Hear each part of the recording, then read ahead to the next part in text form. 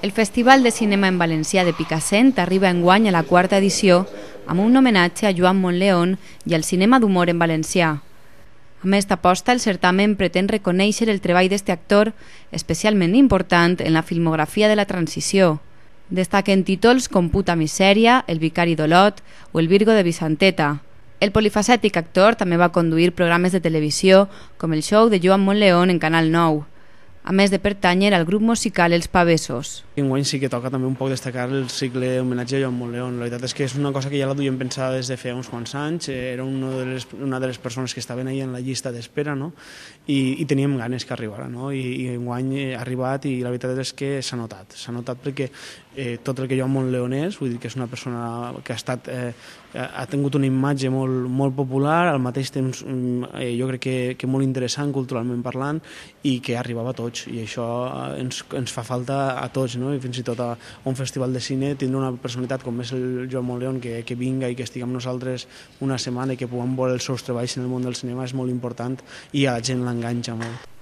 En total seran 140 els títols que es projectaran a Picassent entre el 20 i el 29 de novembre, repartits en diferents seccions oficials. A la de llargmetratges competiran pel·lícules de directors com Pau Martínez, Rafa Montesinos o Albert Espinosa. També hi haurà una secció oficial de documental, de curtmetratges, de videoclips i una per a treballs audiovisuals d'alumnes d'institut. En conjunt, una important aposta que farà de Picassent el centre de l'audiovisual valencià i en valencià, ja que el certamen d'esta localitat de l'Horta Sud és l'únic organitzat íntegrament en la nostra llengua. Per a l'Ajuntament, un esforç que paga la pena fer.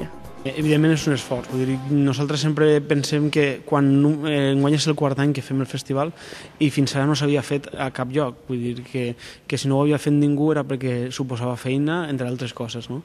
Però bé, nosaltres la feina ja la tenim assumida, la fem i pel que veiem sembla que la fem prou bé i per tant això no ens costa. Vull dir, la feina és feina, no? I cal fer-la i ja està, no?